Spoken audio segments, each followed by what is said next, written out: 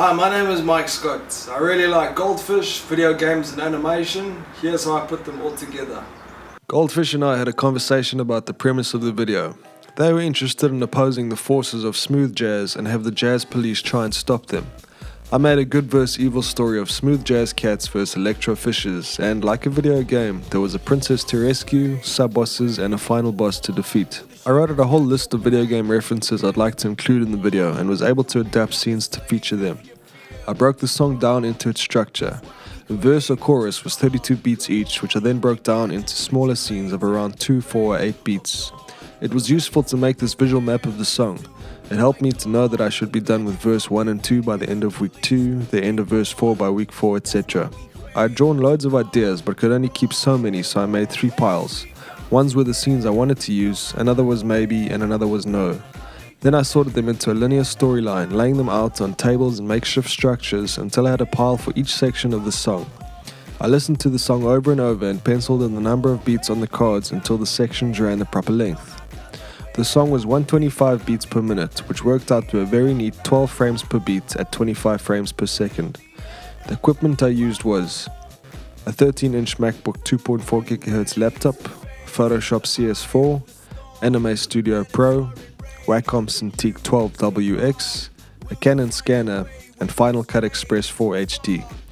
I was then able to redraw the rough scenes into a clean animatic. I made the previous 3 Goldfish videos pretty much on my own. For this one, however, I decided to get other people involved. People that worked on this video came from Germany, America, Australia, UK, Brazil, India, Malaysia, Canada, Spain and South Africa.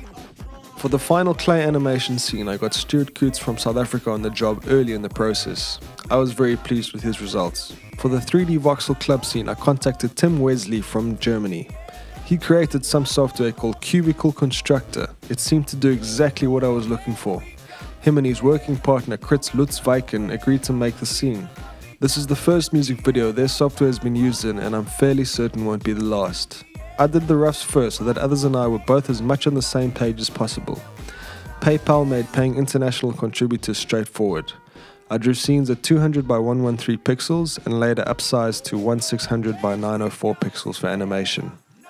I used Anime Studio Pro for the animation.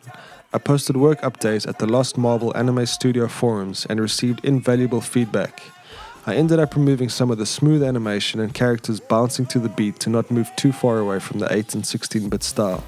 I took out a lot of the flashes, camera movements and multiplane backgrounds that were deemed distracting. I also made the 3D city and box scenes in Anime Studio. Backgrounds were started once character animation was done. If I sent out background work, I supplied detailed notes, sketches and necessary reference material for a clearer picture of what was required. I made a 125 BPM click track in Audacity that I used as a visual reference in Anime Studio Pro to land actions on the beats as well as to determine scene length. Scenes were generally locked off to a certain number of beats. I put all the rendered clips together in Final Cut Express 4 HD. I divided the video into 5 parts, rendered them out at 720p HD, and uploaded them to Dropbox for Raphael and Brahm at Frame Shuffle to download. They did the color correction. While this was being done, I made an intro and an outro for the video. My brother, who also goes by the alias The Kiffness, made the chiptune music. Kiff in South African lingo means cool. He too shares my affinity for 8-bit stuff. For the TV version in Final Cut Express, I added a broadcast safe filter so that the modified bright colors wouldn't bleed on TV.